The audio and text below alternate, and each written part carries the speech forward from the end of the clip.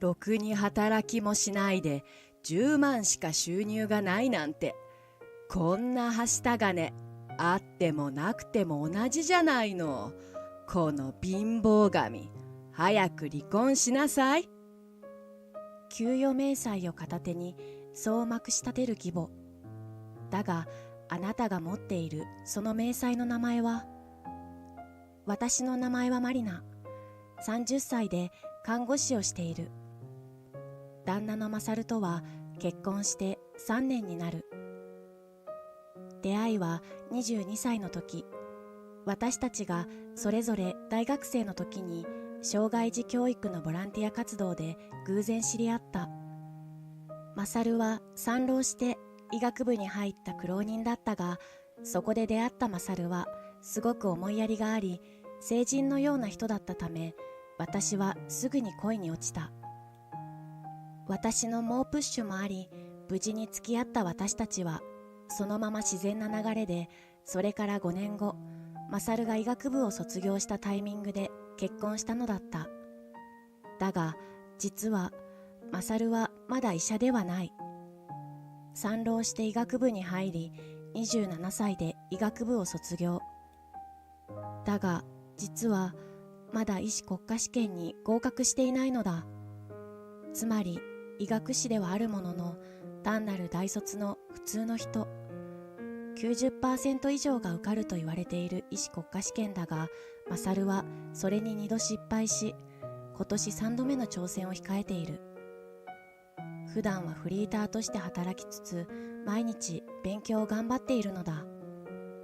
私は看護大学を卒業した後、ストレートで看護の現場に出ているので、大学も現役で入っているし、なんだかんだキャリアはもう8年になる。そんなこともあって、2人の生活はほとんど私が支えていた。決して楽な生活ではなかったが、私は医者の嫁としての裕福な生活を夢見て、マサルと結婚したのではない。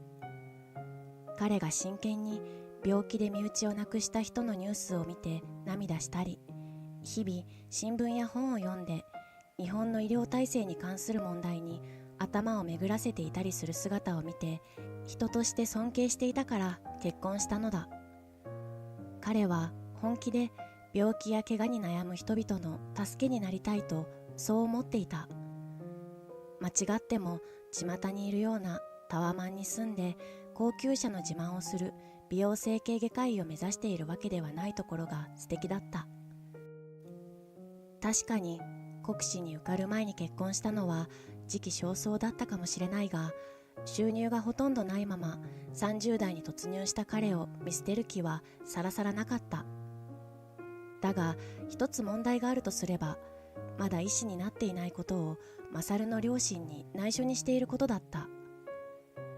ごめん、おふくろがうるさいからさ、国試に落ちたなんて言ったら何を言われるかわからないから。確かにね。いいよ、そうしましょう。妻の私がそれでいいって言ってるんだから、別にご両親にあえて言う必要はないわよ。マサルは自分を信じて頑張って。ありがとう。一度目の国試失敗の後、私とマサルはそう話し、マサルの両親には受かるまで内緒にすることにしたのだ。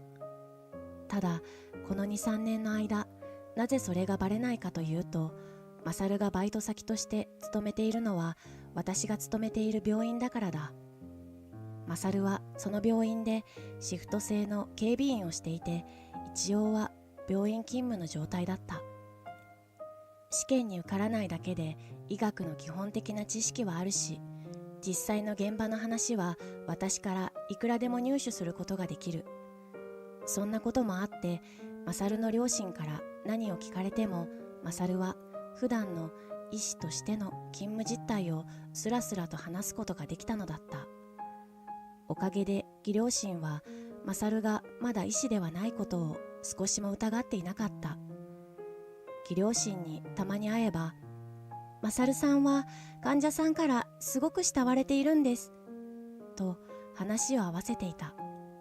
人を傷つける嘘は良くないが、誰のことも傷つけない優しい嘘は許されていいと思う。病院の現場だってそうだ。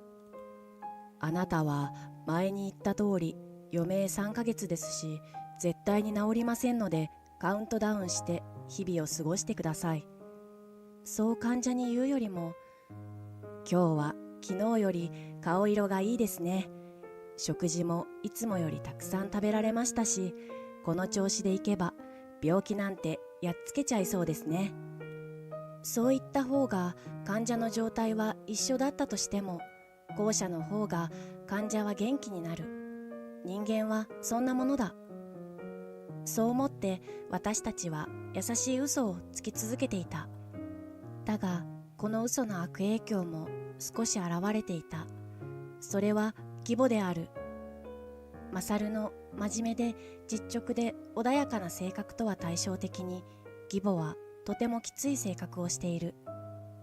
そして結婚当初から私のことが気に入っていないらしく、なぜ看護師の女ごときが医者であるマサルの嫁になるんだと私を常に見下し、ことあるごとに嫁いびりをしてきた。マサルにはもっといい人がいくらでもいたはずなのにね。若い時に出会った腐れ縁であれよあれよと結婚まで行っちゃって、皮膚科のお医者さんとか美容外科のお医者さんとか女医さんがよかったわ。そう言っていびってくるが、いちいちそれに怒っていても仕方がない。私はいつもすみません、そう言って頭を下げることにしていた。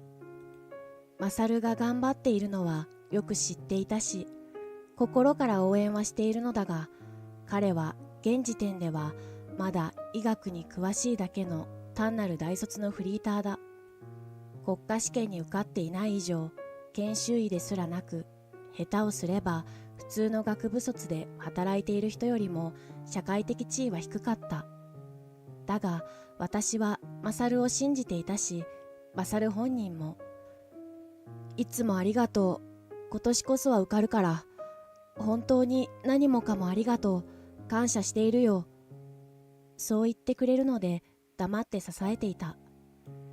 私の仕事は時間も不規則だし、とても忙しかったが、給与はそんなに高くなく、マサルのバイト代と合わせてなんとかギリギリの生活をしていた。正直まだ子供を作ったりというのは先に思えた。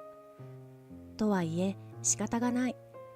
私は好きでマサルと結婚したんだし、看護師になったのも子供の頃からの夢だった。だから私は今の生活に非常に満足していた。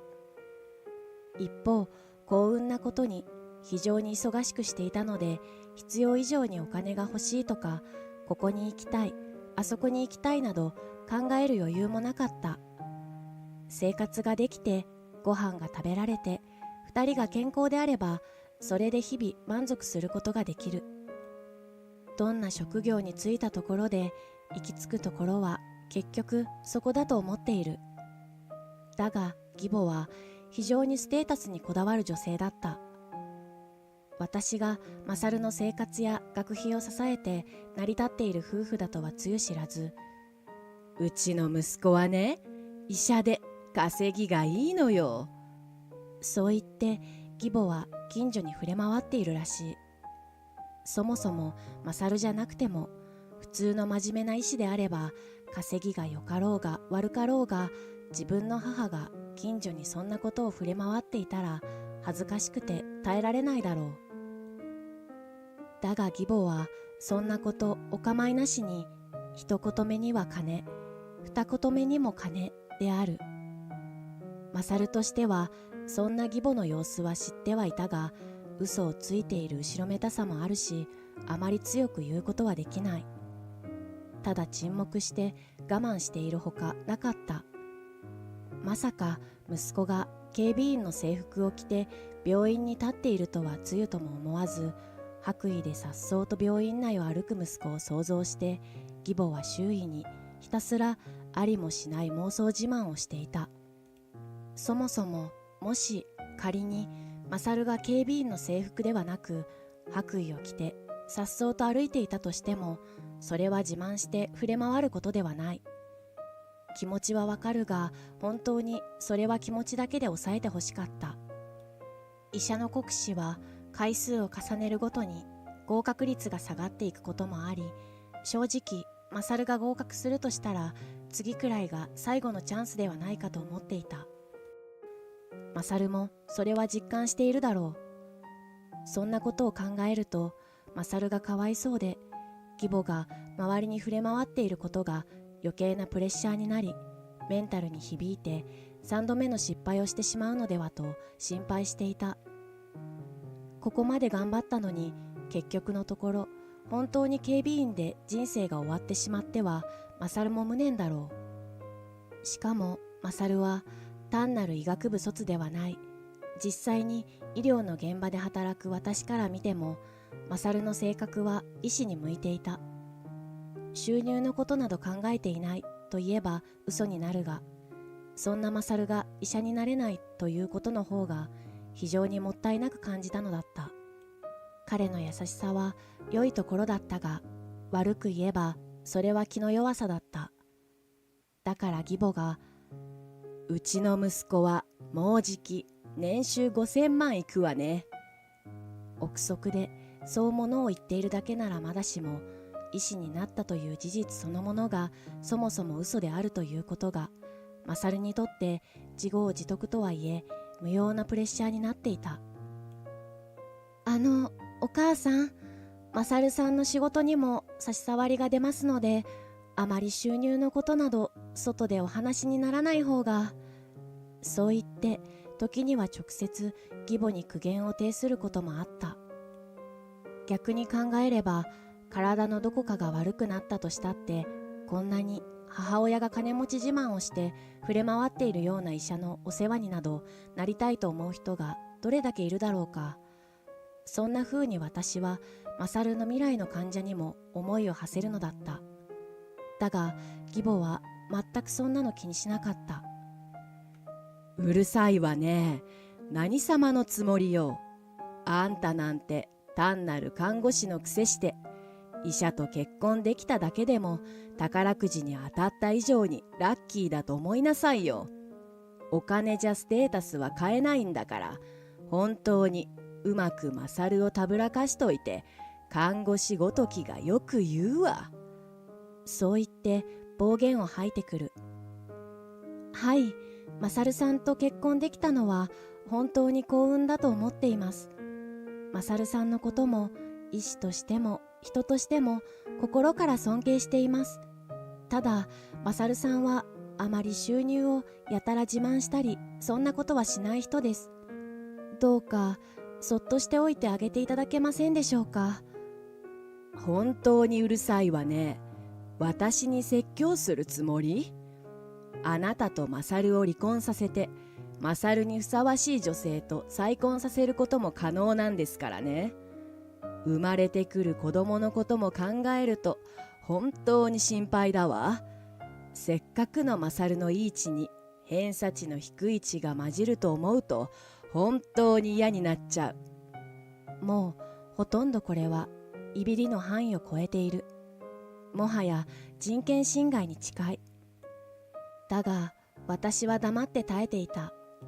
普段接している患者さんの救命だとか仕事への使命感であるとか、そういったことに比べると義母の嫌味など非常にさまつなことだったし、あまりに低レベルな話にまともに相手する気にもなれなかった。だがそんな日々が続く中、ついにその日はやってきた。私たちが住んでいる家は義両親が暮らしている家から特急に乗って小1時間にある距離だったので、さほど行き来もないし、私も仕事で忙しいのでさほど義実家と頻繁に付き合いがあるわけではなかった。マサルが医師であるという嘘もこの距離感があってこそ通用していたのだった。だが暇だったのか何か衝動に突き動かされたのかはわからないが、突然義母が家に押しかけてきた。なんて狭い家。どうしてうちの大事な息子がこんな貧乏くさい家に住まなきゃいけないのよ。お母さん。私は急に押しかけてきた義母にひどく動揺した。ずらりと壁一面に並ぶ医学書を見て目を細めて、さすが勉強熱心な私の息子ね。そう言ってパチパチ写真を撮っているが、よく見ればその背表紙のほとんどは医師国家試験対策と書いてあるものばかり。参考書や過去問集がほとんどを占めているので、私は内心ビクビクしていた。今年の分もあるので注意深く見れば、完全にマサルがまだ受験生であることがバレてしまう。私は心臓バクバク。病院でならすぐに病室に駆けつけるレベルでバイタルが危険だったが、私は全力でごまかした。狭い家で申し訳ありません。お互いにやっぱり仕事が忙しくて引っ越す暇もなくて。とにかくあまり義母にじろじろと家を見られないうちに早く帰ってもらおうとさりげなく促したのだが、そんな工作も虚しく、あろうことか義母は家探しを始めたのだった。お母さん。ちょっと何この変な食器は。悪趣味なマグカップね。なんでもっといいものを使わないのよ。すみません。100均なんです。100均？そんな貧乏くさいもの捨てるわよ。ちょっと。マサルの参考書代や生活費にお金がかかるので、私たちには贅沢はできない。特に食器などは割れなくて丈夫であればよかったので安く済ませていた。料理が盛れれば何でもいい。今はまずマサルの合格が肝心なのだ。マサルはたまたまその時警備員の仕事で病院に立っていた。マサルが留守のタイミングで本当に良かった。マサルが傷つく姿を見たくはないので、私は彼が仕事している間にとっとと義母には帰ってもらおうと思っていた。だが義母の家探しは止まらなかった。こんな学生みたいな安っぽい服は捨てるわね。医者ならハイブランドでバチッと揃えなきゃ。そう言ってマサルが長年大事に着ている服を捨てた。そして、何よこのおもちゃみたいな時計。医者なら最低でもロレックスでしょ。スマートウォッチを見たことがないのか、ポイッとそれもゴミ箱に放り投げる義母。どんどん捨てられる彼の私物は、私たちが切り詰めながらそれでも必要に迫られて買ったもの。壊さないように破れないように大事に扱ってきたものだった。本当は病棟の中で患者を見てあげたい。それにもかかわらず、暑い日も寒い日も警備員として外に立っているだけ。プライドがズタズタにされながらも頑張っているマサルの血と汗の結晶だった。だがもう義母の所業を止めることはできなかった。お医者さんなのにどうしてこんな貧乏生活なのかしら。あなたみたいな貧乏神と結婚したからよ。こんなボロアパートに住んで、なんでタワマンに住まないのか逆に不思議だわ。ありえない。まったく今日はマサルがいたら一緒にショッピングにでも行ってバッグの一つでも買ってもらおうと思ってたのに。さもしいことを言う義母。私はマサルがまだ受験生であることの前に、義母とマサルが求めているものがそもそも違っていることだけは指摘せざるを得なかった。お母さん、差し出がましいようですが、マサルさんはそんなに贅沢な人ではありません。この生活が私たちの身の丈に合っているんです。そうさりげなく伝えたが、義母は譲らなかった。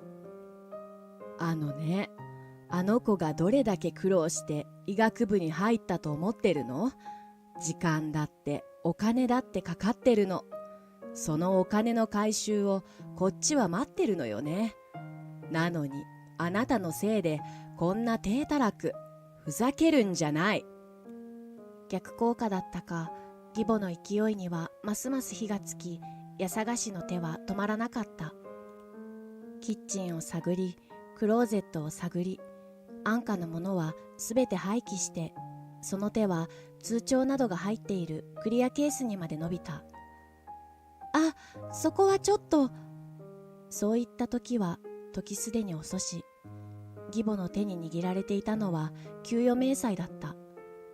そこの手取り収入の欄には10万500円と印字されていた。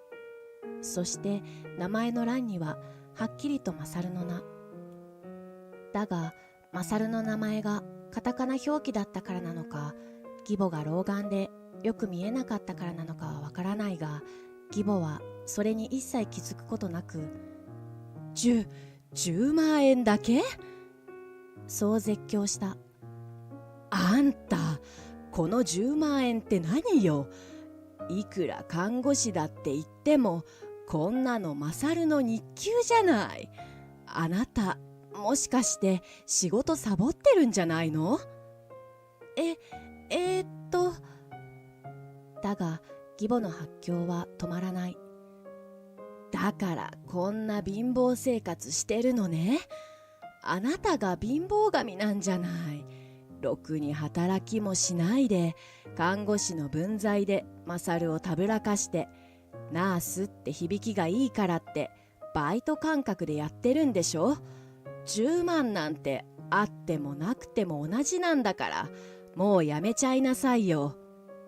そのお金はマサルが勉強の時間の合間を縫い、日給8000円の条件で自分より若い医者がマサルの存在を気にすることすらなく通り過ぎていくのを唇をかみしめながら我慢し、一生懸命稼いだお金だ。決してあってもなくても同じなんて言うことはできない。大事な大事なお金だ。だが義母の発狂は長時間にわたって止まらず、最悪な結果を迎えることになった。この貧乏神、早く私の息子と離婚しなさい。義母がそう言ったとき、玄関のドアがバタンと閉まる音がした。マサルが帰宅したのだ。マサルは無残にもゴミ箱に入れられた私物を見て、完全に表情が固まっていた。そしてそれを一つずつ丁寧に無言で拾い始めた。マサルちゃん、あなたね、悪いこと言わないからこの女とは離婚しなさい。なんで高学歴、高収入、高身長のあなたがこんな貧相な女を選んだの。お母さん悲しいわ。しかも共働きって偉そうにしてるくせに、月10万しか収入がない女なんて。義母の声が聞こえているのかいないのか、マサルは無言だった。その表情は口を真一文字に結び、何を考えているのか私にもわからなかった。そして追い打ちをかけるように義母がまくし立てた。離婚届はママが持ってきてあげます。さあ、こんなカビ臭い部屋はとっとと出て、こんなヨードチンキ臭い女もさっと別れて、もっといい方と再婚しましょう。なんてったってあなたは医者なんですから。そこまで聞いてマサルはゆっくりと立ち上がり、ついにこう言った。おふくろ、実は今まで黙ってたけど、俺はまだ医者じゃない。え？隠してて悪かったけど、まだ国試に受かってないんだよ。そしてその10万は俺の明細だよ。義母はあまりにも驚いたのか、口をパクパクしながら私を向いていった。この子、何言ってるの？10万はあなたの給料でしょ？ここまで来たら仕方がない。いいえ、それは私のじゃないです。そう返事をした。それにかぶせるようにマサルが言った。そう、それは俺のバイト代だよ。そんな、嘘よね。嘘なんかじゃない。本当なんだよ。俺はまだ医者じゃないんだ。国家試験には2回落ちてる。義母は真実を知ったショックからか、後ずさりした拍子に自分が家探しして散らかした床の紙くずで足を滑らせ、そのまま床にひっくり返った。きゃ！頭は打たなかったが、倒れた時に反射的に床についた腕からボキッと音が鳴った。私とマサルは目を見合わせて、すぐに応急処置、病院に連れて行った。処置が終わり、腕を肩からつった義母にマサルが待合室で言った。おふくろ、悪いけどうちには二度と来ないでくれ。あと、もう俺のこと息子だと思わないでほしい。おふくろが俺のことを触れ回ってたのは知ってたけど我慢してた。嘘をついているのも申し訳ないなと思ってたしね。でも必死に稼いだお金をあれだけ侮辱されたり、俺のために頑張ってくれてるマリナをあそこまでひどく言われるとはね。義母はショックからかガタガタと震えていた。まさかあなたが医者じゃないなんて思いもしなかったもの。医者だろうが何だろうが関係ないだろ。この価値観の違いは埋められないよ。だから縁を切ろう。そうしてマサルと義母は本当に親子の縁を切ることになった。息子自慢だけが唯一の生きがいであった義母はすっかりしょげてしまい、近所の人にも会いたくないとじっと家に引きこもっているのだそうだ。そしてその年、無事マサルは医師国家試験に合格した。少し周りよりも年上だが、新人研修医としてこれから2年間を過ごすことになる。改めて働いている彼の姿は眩しく、誰にでも優しく気遣いを忘れない素晴らしい研修医だった。研修医のうちは給料も低いし、突然私たちの生活が裕福になるわけではない。だが私たちにはとても平和で幸せな日々が訪れた。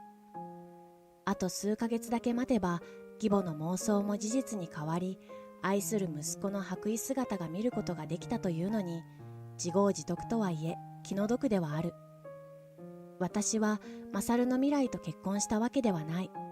ただ単純に彼の人格に心底惚れたのだった。